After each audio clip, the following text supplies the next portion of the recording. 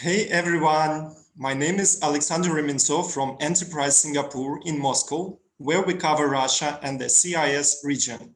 It's a pleasure to welcome you to Switch 2020 Market Access session. Today's session seeks to provide you with insights on the technological landscape in Russia, CIS, and the Central Asia region.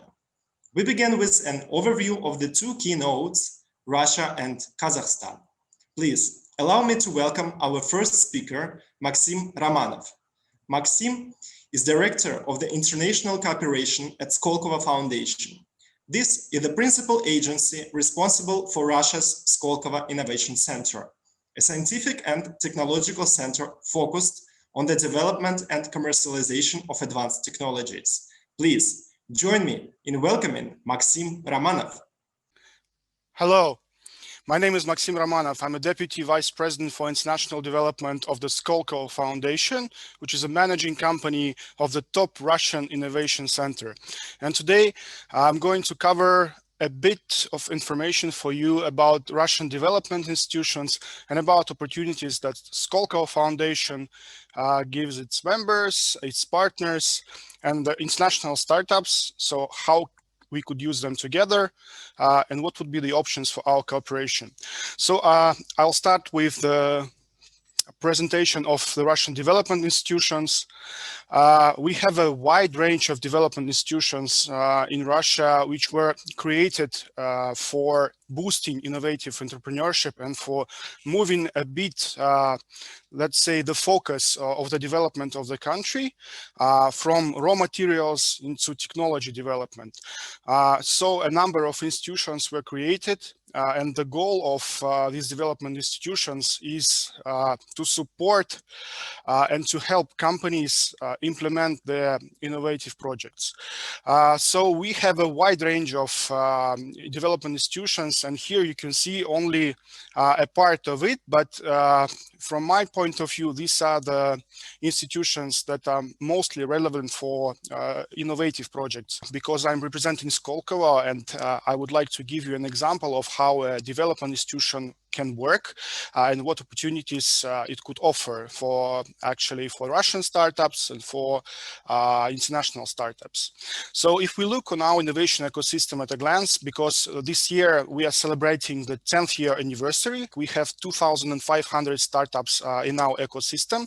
And when I tell that we have 2,500 startups, it doesn't mean that they're only situated here at Skolkovo Innovation City of 400 hectares.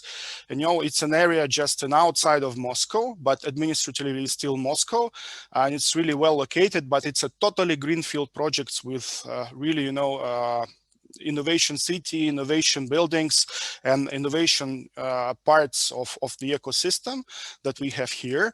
So more than 36,000 full-time employment were created by our residents and partners in our ecosystem. And actually, when I say about startups, they're all technology startups that patent actively and which implement their innovative projects. And each startup passes independent expertise, which basically has to confirm that the project is really innovative, that there is a team capable of successfully implementing this project, and that this is a commercializable innovation. So we don't deal with pure, science.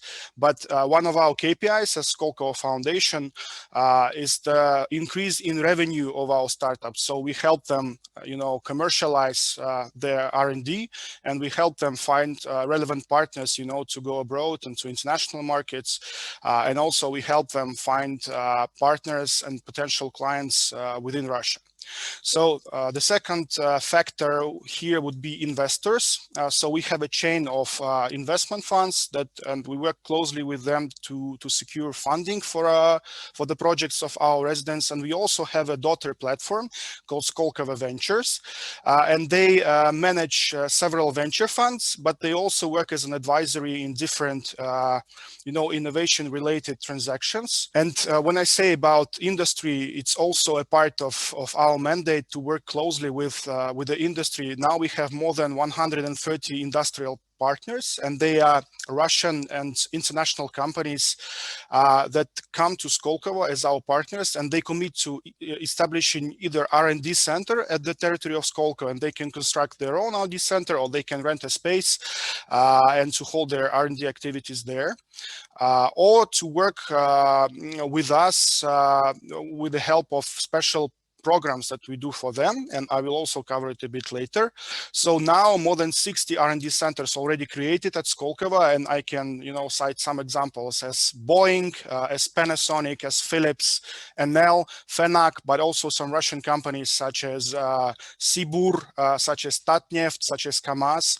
So they work closely with the ecosystem members, so with startups, with science, and science is represented by Skoltech University, which is a brand new type of university for Russia, and it's an attempt to create a really entrepreneurial university, and we do it together with MIT, which is a top technical university in the world, and it's really international, and the tuition is fully in English, and it's free actually, and you can apply, but the selection is really competitive. So now we have more than 1,000 students, and everything is centered around centers for research, education, and innovation. But what's important is that Skoltech is working really closely with the industry. So they launch joint projects, and they do a lot of contract research for the industrial companies. So we focus mostly on 4 large areas. There you can see them on the slide. It's biomed, it's IT, it's energy, and Promtech, which is advanced industrial technology. This is everything related to Industry 4.0, but also it's space technologies and nuclear technologies.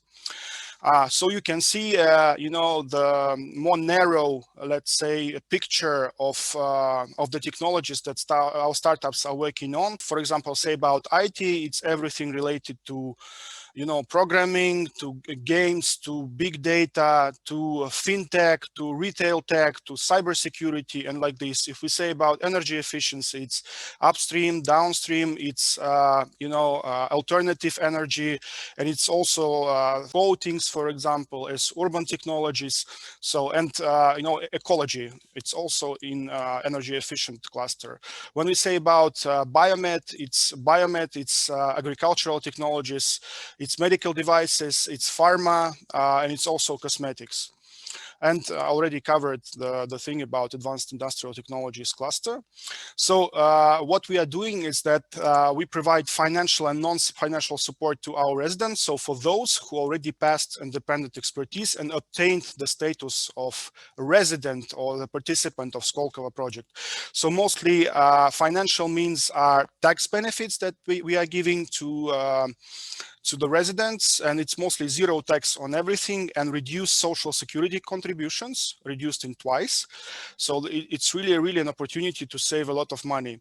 And the second financial means of support is the grant funding. So it's non-returnable grants that we distribute according to the decisions of the grant committee, but we really follow that this money should be spent for the application purposes.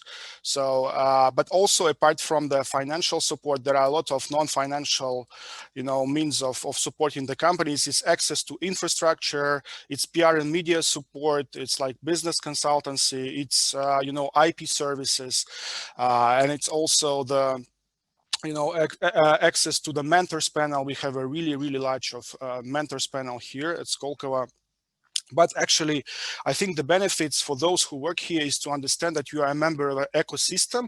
And this is actually what makes when 2 + 2 = 5 and not 4, because you are discussing the innovative project, you go, to lunch together, and, new joint ventures arise. And then those who are graduating from Skoltech, they're establishing their companies, which also apply for the Skolkovo residency status, and they become in the Skolkovo resident and continue to work here within our ecosystem. So we have, we have a lot of industrial partners who opened the R&D centers, and they're our clients, but we are launching so-called corporate programs, and we do in the form of scouting of technologies for our industrial partners. And more than 30 programs have been already implemented. And we are still ongoing with lots of partners. So on this slide, you can see who are our partners in there, like Huawei, AstraZeneca, Bayer, Heineken, Himprom, Iteco, and many other companies. And this service is becoming more and more popular. This is a paid service from the foundation, but it's actually an opportunity for the startups to present their solutions, to apply and to be selected and implemented, with the companies in the industrial processes, or they could obtain further funding, or they could receive further acceleration and then, receive a pilot for implementation from the large industry.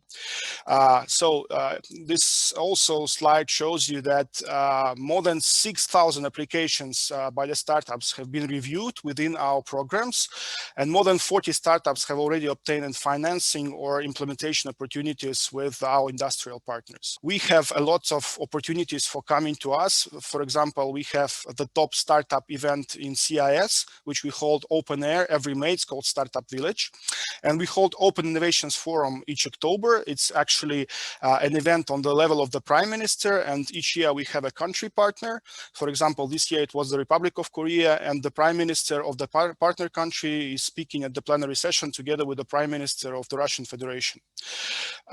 So, for example, last year at Startup Village, we had Italy as our country partner, and you can see like Italian pavilion on the screen, and there was a lot of food, lots of startups, and lots of fun. But if you are an international startup and you think about Russian market, then the best option for you to understand what Skolkovo is, whether you need Russian market, whether it's a place to be, and whether you can use, and it's a really, a reason for you to use Skolkovo as a hub for the Russian market and CIS. It's actually a soft landing program. So it's a free program for us that we are holding either online or offline. And we invite lots of our partners where we tell about the opportunities that we are giving to the companies, and about you can given state-of-the-art information about all the services that you can get, and it's usually 1 week program, or it could be longer. But so if it's an offline program, you can get the free space in co-working, you can get access to all the infrastructure units of Skolkovo Foundation. You can feel yourself as a resident, really. And our goal that by the end of the program, you as a company would understand, do you really need Russian market? And do you really need Skolkovo and all its services? So our goal is conversion.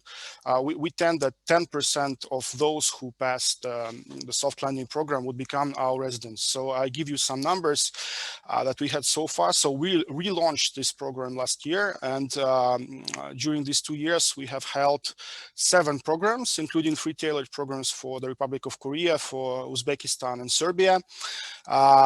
So 140 high-tech companies from 35 countries participated. Already 19 companies have applied for participant status. So some of the applications are reviewed.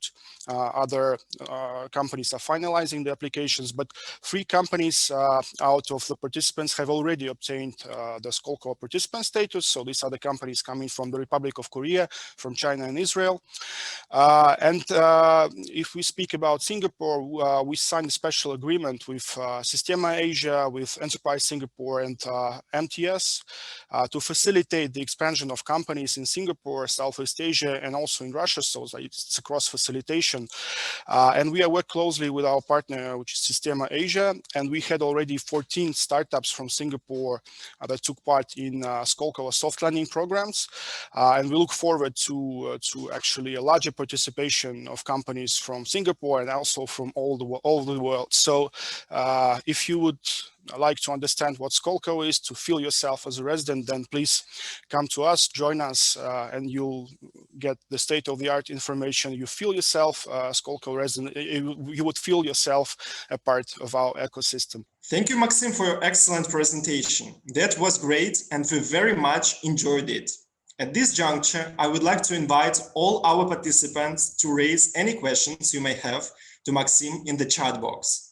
Now we should switch to our next speaker, representing Quest Ventures, a leading venture fund for technology companies that has recently made bold strides in Kazakhstan through a joint fund and acceleration program in place. Please join me in welcoming Anwar Sifulin, Quest Ventures Investment Director, who works closely with startups to accelerate their growth through a combination of acceleration services and programs. He is also responsible for market access initiatives for key markets in Central Asia.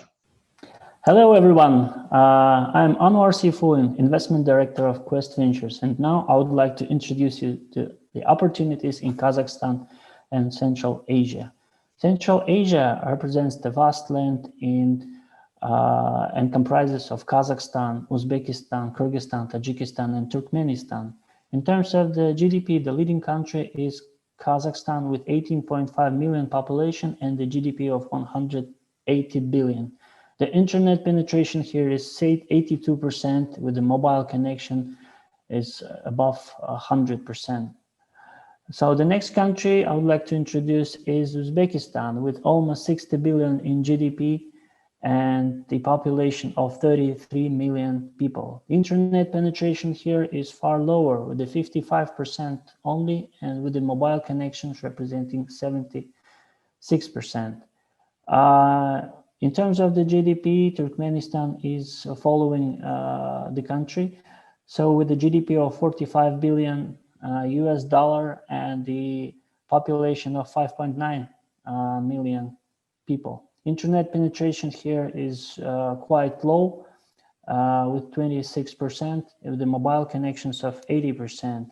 And the similar situation in terms of the internet penetration is Tajikistan, where the internet is also 26% rate. With a higher population, we have Kyrgyzstan, where there are 6.5 million people living, and the GDP is about 8.5 billion. Uzbekistan has a comparable mobile connection rate to Kazakhstan, while the internet penetration remains slow, below 50%. So in terms of ranking, Kazakhstan also is leading. Kazakhstan was ranked top 25 economies in the World Bank's Ease of Doing Business report. Kazakhstan is also among the top 3 most innovative economies of Central Asia and Southern Asia by Global Innovation Index. Overall, Kazakhstan has the leading position in Central Asia in various ratings, such as mentioned Doing Business, Global Innovation Index, Global Competitive Index, VC and Private Equity, Country Attractiveness, and Global Talent Competitiveness. While the other countries have lesser ratings, their situation is also improving from year to year. So Kazakhstan, what can it offer for startups? Kazakhstan in Central Asia, it represents the leading startup ecosystem, and often it is referred as a regional hub to enter the Central Asian countries. Kazakhstan has been consistently working towards building a comfortable ecosystem for startups by offering a wide range of opportunities and benefits. It offers startup programs by various state and private institutions like Astana Hub, Nazarbayev University, private business incubators and accelerators. It offers a lot of Class A workspace, especially in Astana Hub, where the startups can get it for free or on favorable terms.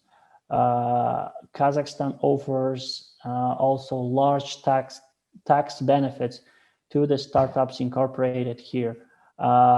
This includes the zero tax rates for corporate income tax, for individual income tax, also zero. A lot of benefits in terms of VAT, and also there are tax benefits for hiring foreign staff. Also, Kazakhstan provides you the access to the talent, which I'll tell about a little bit later. One of the big differences that Kazakhstan can offer is a local English law. Astana International Financial Center develops a regional financial hub to structure companies, investments, funds, and so on. And it can be done, and it is done on the principles of law of England and Wales. AIFC specifically also provides a regulatory sandbox for the companies and startups that want to test new business models in fintechs. There are also favorable terms to get a startup visa. Startups can get a 5-year, startup employees can get a 5-year working visa quite easily. And of course, there is an access to funding. Kazakhstan venture investment ecosystem is quite new and only developing. However, it also has working funds, and there is an investments to offer. So here are the key ecosystem players. There are 7 pillars of the ecosystem that are private equity and venture capital funds. The investments here are driven mostly by Kaztech Ventures. It's a subsidiary company of the National Managing Holding Baiterik. Then you have the hubs, incubators, and accelerators mentioned before. Astana Hub, FinTech Hub of AIFC, Nazarbayev University offers large range of programs, and you can see that there are well-known global players like Plug and Play, SeedStars, and so on. Of course, there is a program recently launched with Quest Ventures and Kaztech Ventures called Kazakhstan Digital Accelerator Program, where startup received mentorship and expertise from the world leading mentors, as well as received the investments of $50,000. Education is well covered in Kazakhstan. The graduates of this universities work in Facebook, Google, Amazon, and other world-leading organizations. Regulation is provided by several institutions like AIFC or Astana Financial Service Authority is an independent regulator in the jurisdiction of AIFC, and you have a national bank and national financial regulator. Of course, this startup ecosystem is well supported by various organizations, facilitators, including international organizations. So talking about business, Kazakhstan has one of the most advanced telecom sectors in Central Asia with an extensive 4G network and a high level of internet and mobile penetrations. Over the last year, Kazakhstan is observing dramatic rise of e-commerce with the average rate of almost 20% per year. In 2019, the domestic volume of e-commerce has reached a record of $1.1 billion US, and it only comprises of 1.8% of country's retail sales. So there is a capacity to grow in terms of this e-commerce sector. It's interesting that in 2019, travel tickets and hotel bookings accounted the largest portion of e-commerce with 14%, while food delivery was only 0.39.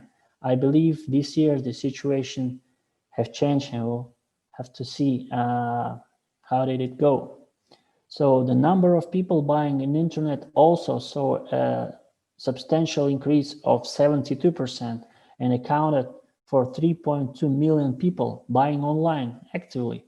And they are purchasing in more than 2,000 online stores. And overall, 4.5 million parcels were delivered in 2019, out of which more than half of it was in the domestic market. And that showed 2.5 times increase compared to the previous year. And in terms of the payment methods, bank and postal transfers, cards and cash each represented almost 1/3 of the whole payment methods used to pay for such goods and services. This was the snapshot on e-commerce. So let's move to the fintech. There we can also see the tremendous growth. Number of payment cards in circulation in Kazakhstan as of October 2020 was 44 million cards. This is the almost 50% increase on year-on-year basis. In January-September 2020, the volume of transactions within payment cards issued by Kazakhstan banks amounted record almost 81 billion US dollars, which is also a tremendous 65% growth, while the number of transactions almost doubled, reaching more than 2 million. During the same period, the amount of cashless transactions grew 2.6 times, up to 53 billion US dollars. I believe this was also partially the result of the current situation, the pandemic that we're facing in, and people are trying to buy more online and on a contactless basis. And the share of non-cash payments from the card turnover this year increased from 40% to 64%, which means that more than half of the population is now buying online. And e-commerce and fintech sectors, they are currently leading the ecosystem, but industries like edtech, health tech, agri-tech, blockchain, and so on are catching up. And also on the graph, you can see that in terms of the cashless transactions, internet and mobile payments more than 4 times outpaced the payments traditionally done by POS terminals. And that accounted for more than 40 billion US dollars. Here it's worth to mention our e-commerce leader, the largest payments marketplace and fintech ecosystem in Kazakhstan, Kaspi.kz, which recently raised a record $1 billion in the London IPO and Astana International Exchange in October 2020. Their Kaspi valuation reached $6.5 billion, and it made the most valuable listed Kazakh company ever.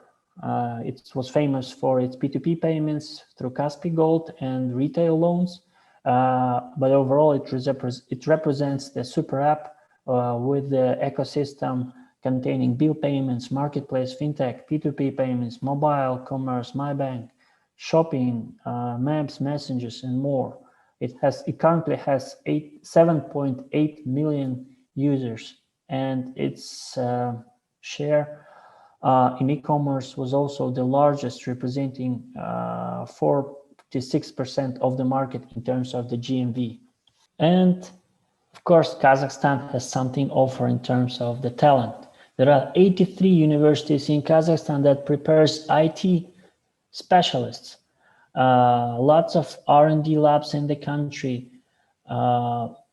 We have more than 13,000 students that graduated from the best universities in the world through the state program Bolashak, and out of which 2,000 plus students graduated in IT and finance.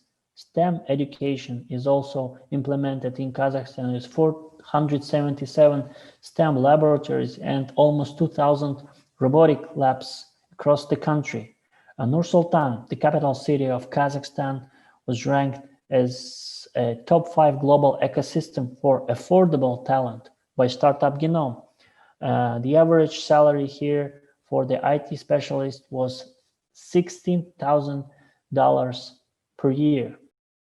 We also have a good rankings in terms of the skills and educations in the world leading indexes. The drivers for the talent in the digital economies, the leading universities in Kazakhstan, Nazarbayev University, Satpayev University, SDU, KBTU, Astana University, IATU.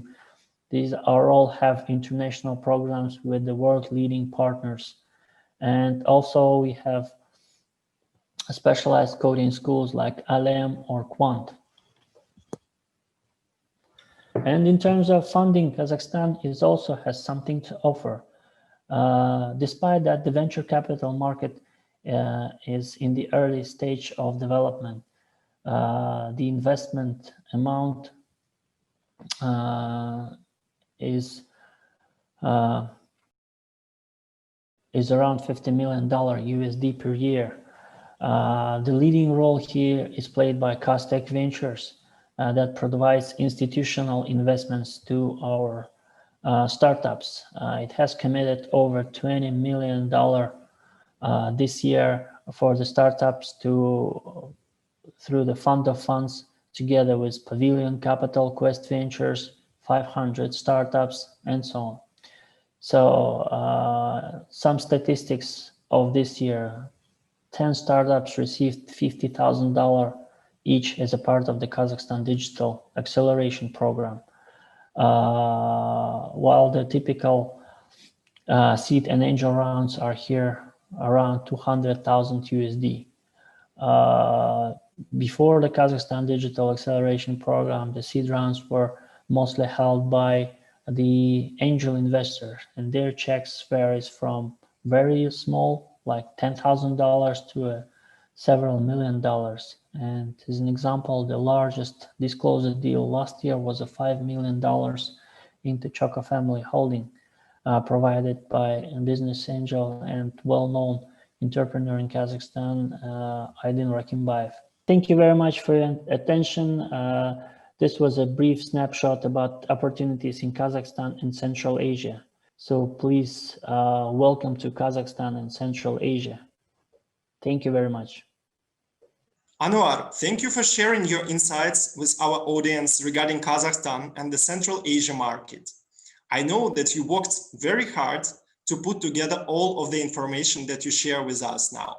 Once again, participants are welcome to pose their questions to Anwar in the chat box.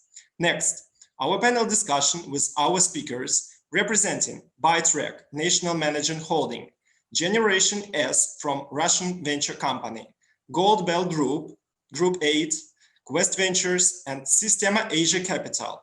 Please join me in welcoming them. Good afternoon, ladies and gentlemen. Thank you for joining us at the market access session for Russia, CIS, and Central Asia today.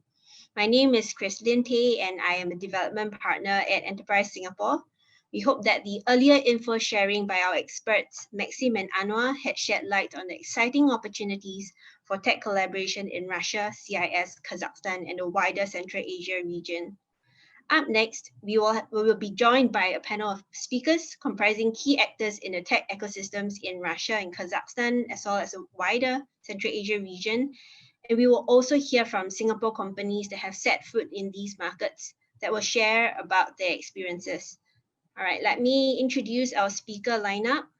First, we have Mr. Adil Nagorzin, Managing Director for Digitalization and Innovations at Kazakhstan's ByteRec National Management Holding, as well as a Chairman of the Board of Directors at Costech Ventures.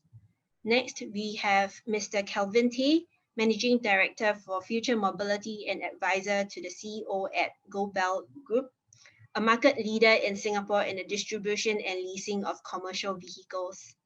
We also have Mr. Lee Heng Yu, founder of Group 8, a Singapore cybersecurity and cyber intelligence company. We have Ms. Ani Organizan, International Projects Lead of Generation S, the largest corporate accelerator in Russia and CIS, established by the Russia Venture Capital. We also have Mr. James Tan, Managing Partner of Quest Ventures, a leading venture fund for technology companies. Last but not least, we have Ms. Daria Luzina, Business Development and Operations Management, Systema Asia Capital.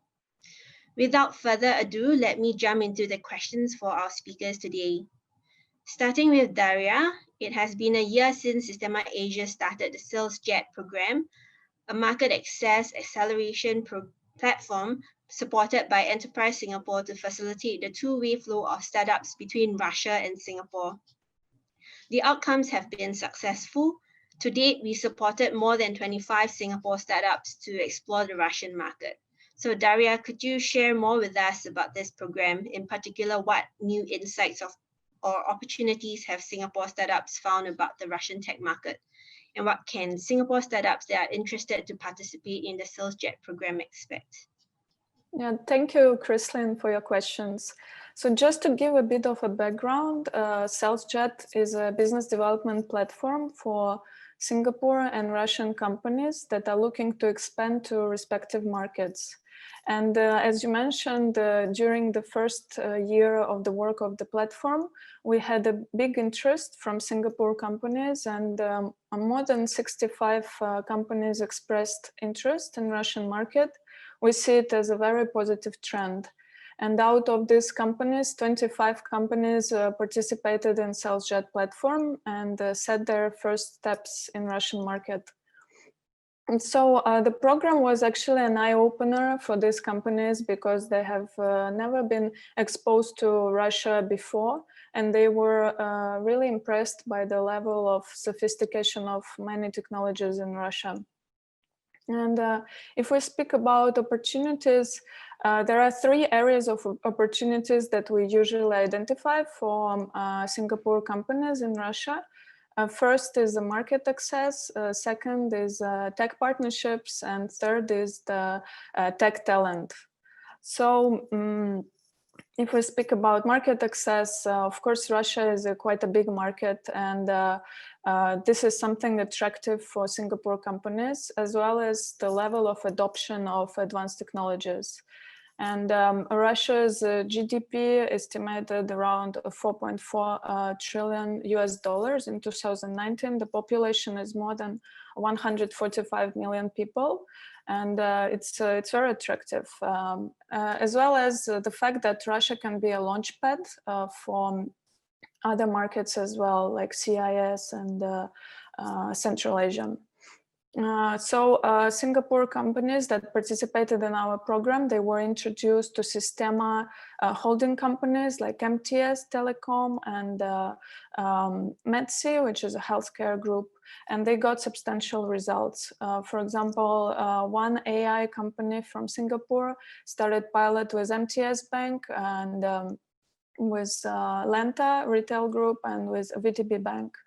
Other two companies, they have partnership discussions with MTS business units.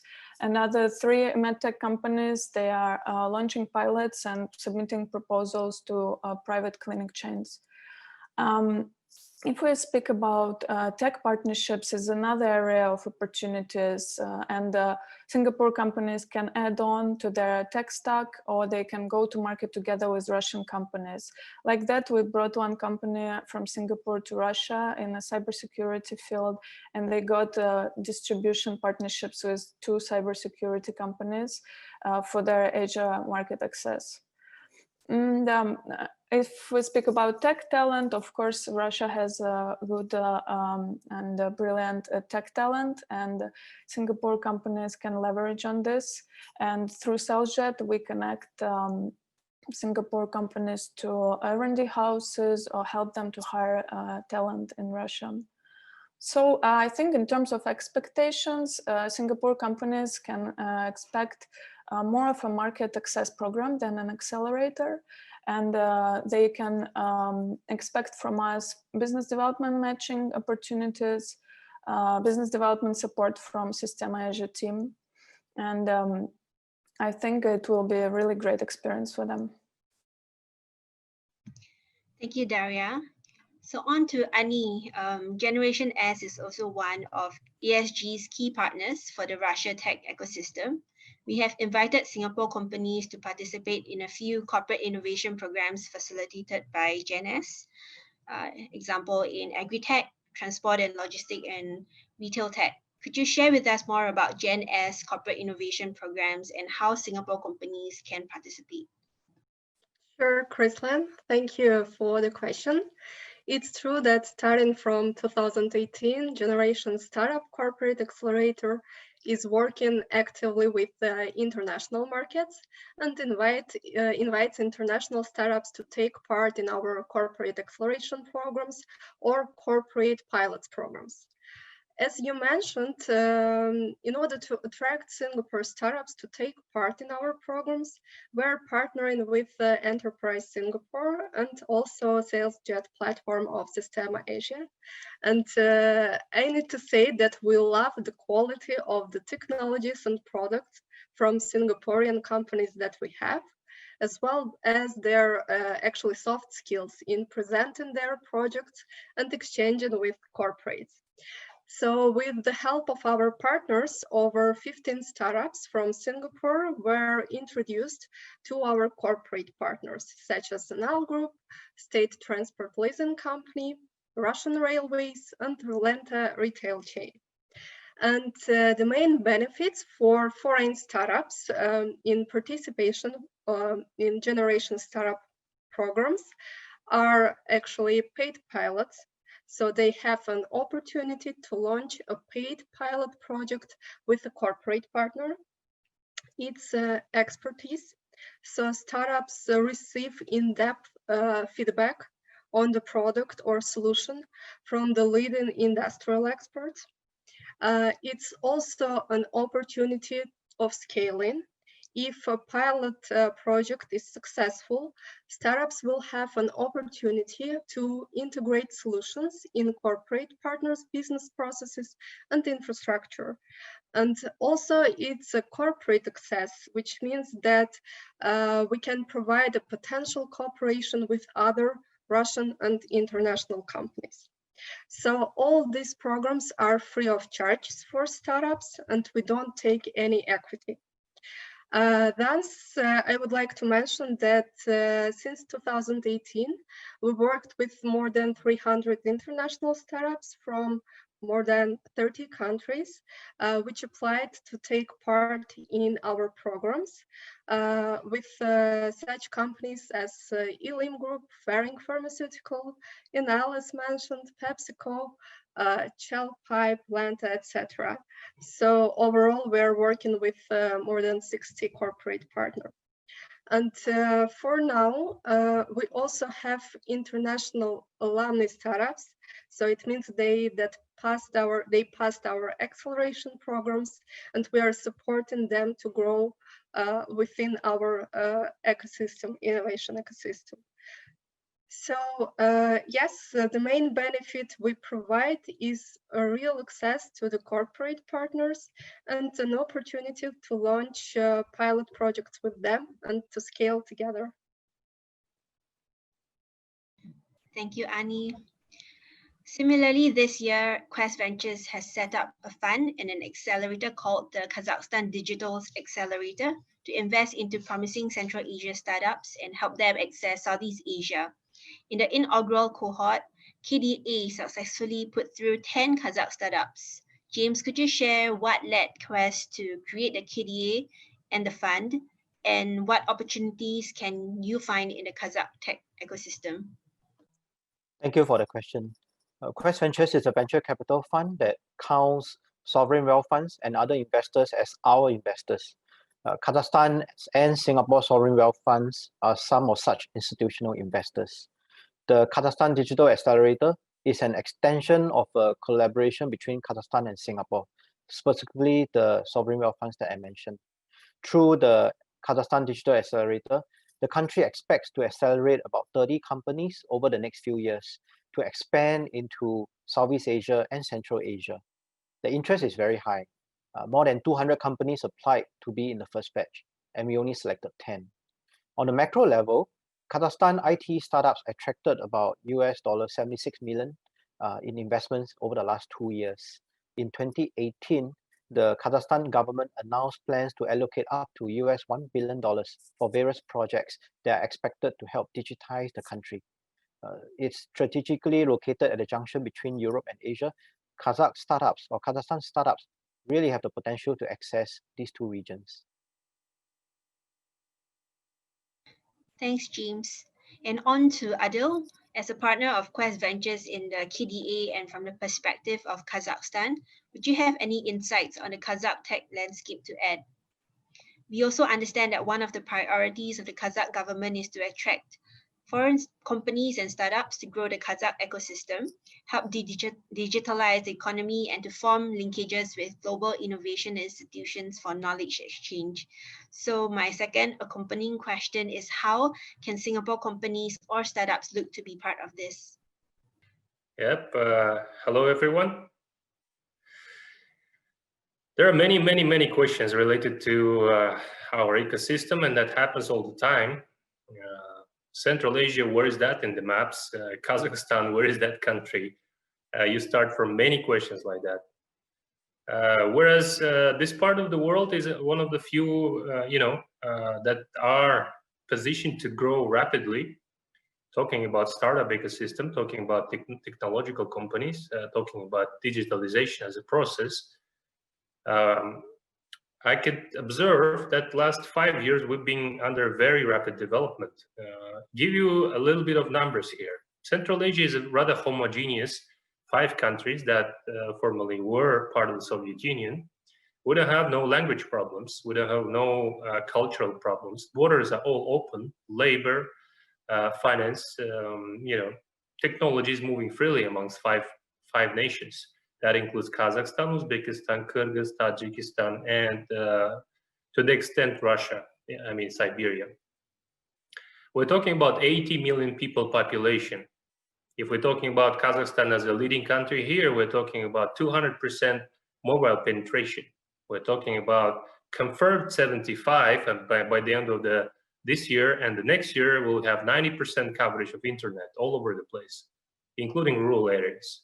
We are talking about $2 billion worth of e-commerce market that is growing 40% annually. And in 2025, we'll have 5 billion, and by 2030, we'll have something like $7 to $8 billion worth of e-commerce market locally. We have a first Kazakh startup fintech company that, well, it's not a startup, but it's a fintech company just listed with a valuation of $6.5 billion on the London Stock Exchange at Kaspi Bank. This case has been studied all over the place, including Harvard, as a business case for MBA students nowadays. We wanted to connect this region with somebody that is close to us. We wanted to connect this region with somebody whose experience is very relevant. And therefore, we started with Singapore and Southeast Asia. Singapore is a gateway, and we believe it is a gateway to Southeast Asia. We've been observing the rapid, excessive growth of tech companies from that part of the world. And I think the experience there is way more closer than whatever we have in Europe or whatever we have in Silicon Valley. Those are two different worlds for us. Asia with same problems, having less financial inclusion, having the high birth rates, having the young population, having all the early adopters who are way younger than 20 years old, having the trends very similar. It makes more sense actually to connect the two regions, Central and Emerging Asia. With that idea in our heads, we start discussing this opportunity with Quest Ventures and Temasek on the other side to connect the both regions using VC fund as a vehicle to bridge out the opportunities both ways. Many different applications, many different technological niches that are similar to the extent can be transferred both ways. If you compare two ecosystems, I'd say Singapore is about 5 to 4 years old, faster and more mature than this part of the world in Central Asia. And that gives enough edge, enough first mover advantage, and enough market experience to grow into the stage where companies that will raise, say, B rounds, C rounds, will come and expand in Central Asia. We are having a very similar issues, like remittance, for instance. Huge market down in South Asia, down in Philippines, have seen a lot of startups in fintech in Singapore that are doing these niches and actually doing really well, raising rounds worth $100 million. Very similar issue down here.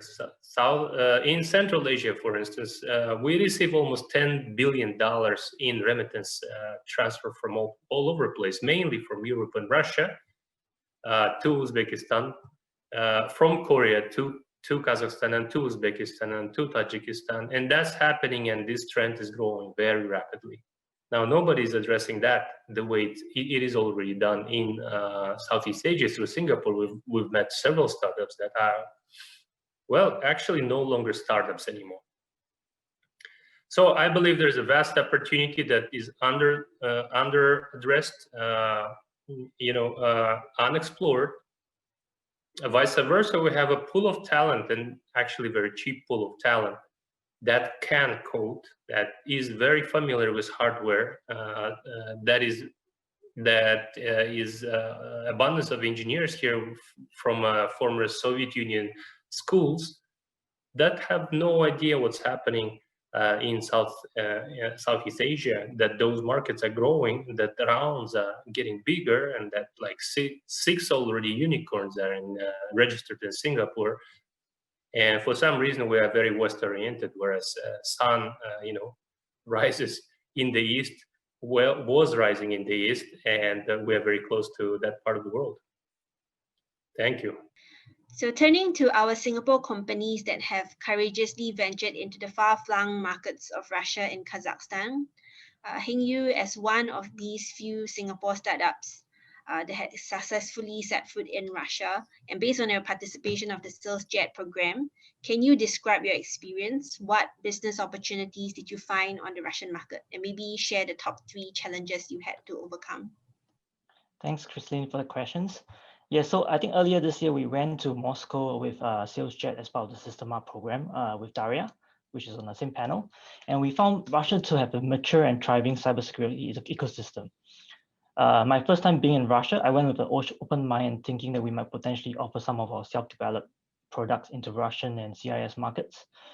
And after numerous meetings with key stakeholders such as Moscow's Innovation Park, a major telecom company, and other tech companies, we discovered there's actually much more that we can bring out of Russia than bring into Russia in terms of innovative solutions, given that Russia is a cybersecurity powerhouse.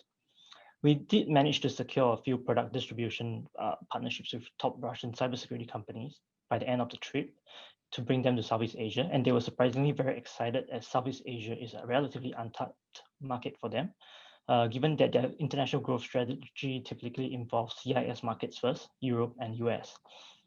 We also find that, interestingly, the quality of technical talent is extremely good due to the strong technical education you find at the tertiary institutions, which I think is a strong talent pool to tap into, especially for our cybersecurity research and development capabilities. So the top 3 challenges we initially encountered in Russia includes that some of these tech companies are convincing them that we are a very serious and viable partner in offering the solutions in Southeast Asia. And as they also don't understand the market depth of the Southeast Asian economies.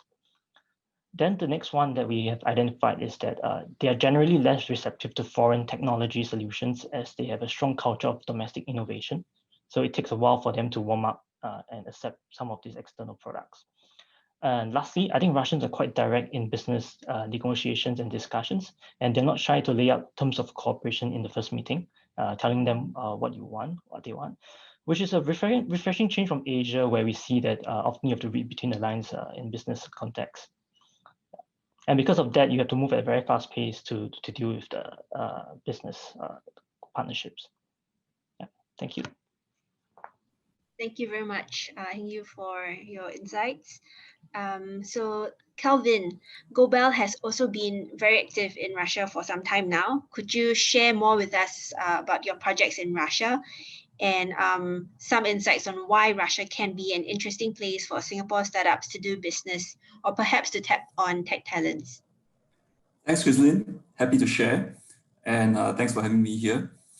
Echoing what Daria had said earlier on, Russia does have a very strong deep tech talent, probably due to their focus on engineering-related education at the tertiary level.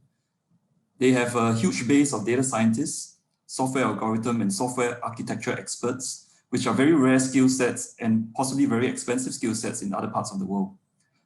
There's also a wealth of deep tech research and development done by universities and local technology companies, which could be applied to different use cases in Singapore or Southeast Asia.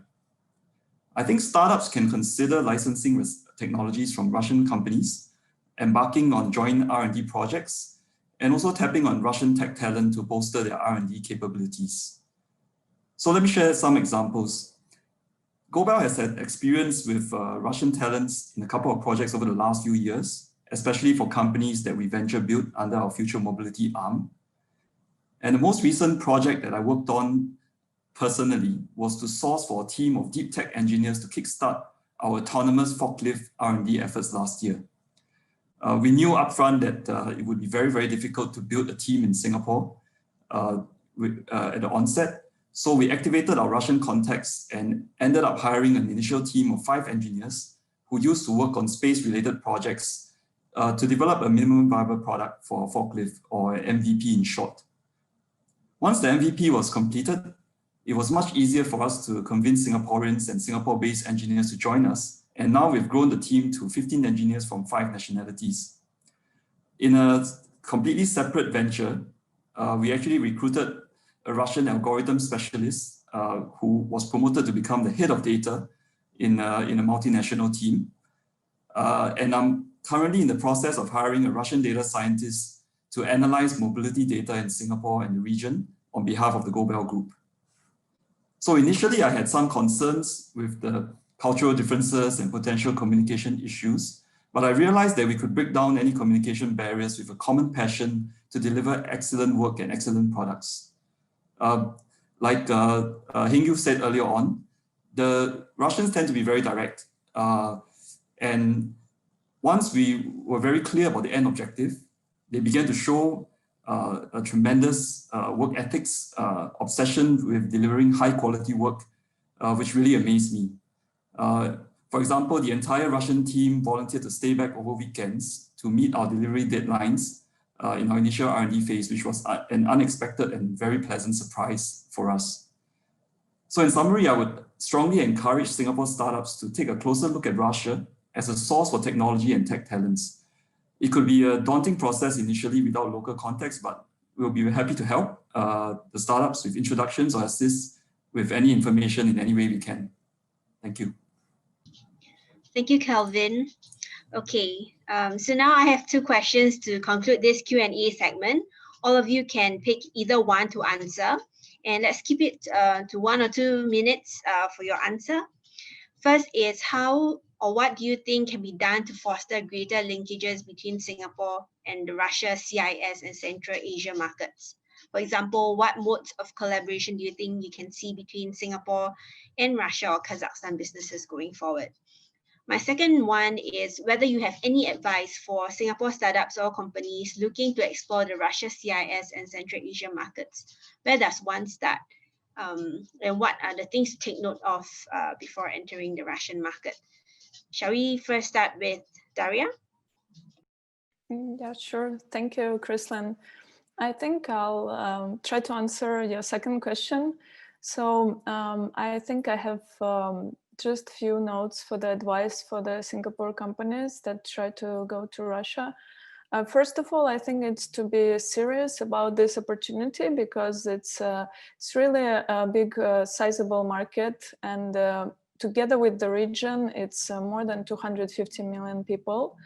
And second, I think it's just to be open-minded and to be ready to adapt, because it's, as all panelists mentioned, it's a different culture overall through all the regions as well. So it's good to be adaptive and to be able to localize business processes as well. Thank you, Daria. Annie? Yes, thank you, Chrislyn. Probably I will complete the answer, Daria's answer. Actually, as it was mentioned, the Russian market is quite attractive for the international startups in terms of the increase in domestic demand.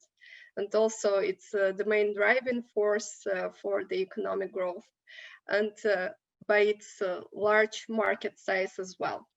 And I need to mention that the tech ecosystem here is also very diverse and large. So we have a lot of network players who use actually different type of tools to support startups.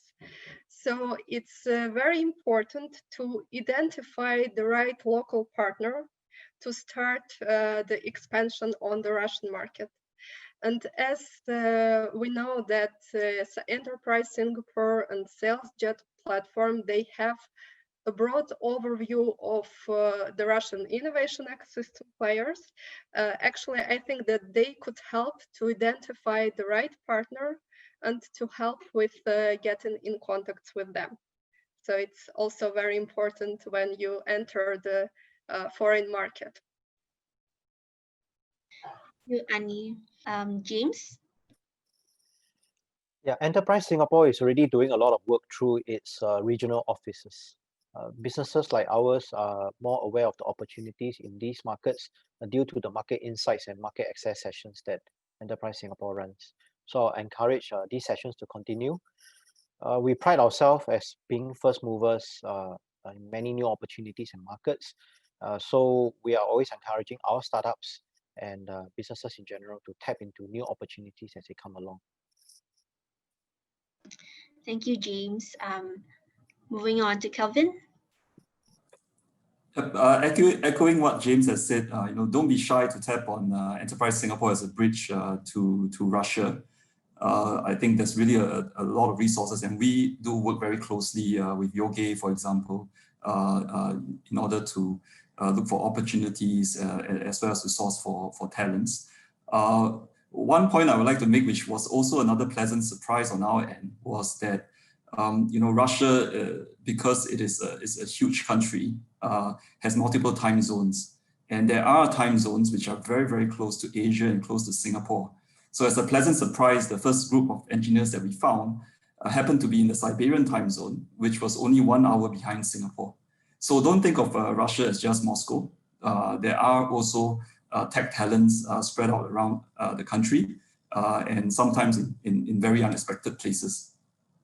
Yeah, that's good to know. What about Heng Yu? Right, I think just to echo what the other panelists have said, I think Enterprise Singapore is of very great help. You can reach out to them. They have a very strong but capable, small but capable team in Moscow, which you can tap on and ask about industry knowledge and partnership details. And to also further add to that, I think that the whole CIS region, which is predominantly Russian speaking, is a relatively insular, inward-looking market. So I think you need to commit some kind of dedicated resources, be in the form of a Russian speaker, to tackle the region. Thank you all for your wonderful advice and ideas. I'm taking notes, and I will definitely bring them back to my team in ESG to consider seriously. Seems like it will be a busy year next year for us as we implement some of these ideas. We have come to the end of the session, and ESG would like to say a big thank you to all of you for making time to participate in this panel discussion. It has been very informative, and I believe our audience feels the same. So all the best, and we look forward to working closely with all of you to foster greater tech collaborations between our markets in the coming days. Thank you. Time is flying so fast. We've been facilitating a brilliant panel discussion, and we have just a few minutes to conclude the session. As we end today's market access session, we would like to thank you all for joining it. We've asked 8 innovation and technology market access experts to share their thoughts and predictions to help you prepare and adapt to the opportunities in Russia, CIS, and Central Asia. We hope that the session has strengthened your view on the potential of the region. We at Enterprise Singapore will be happy to work with you on expanding and supporting your continued interest. So please feel free to reach out to us in Singapore or our office in Moscow. We are looking forward to seeing you in the region when the time is right. Once again, thank you. And here's wishing you the best of health.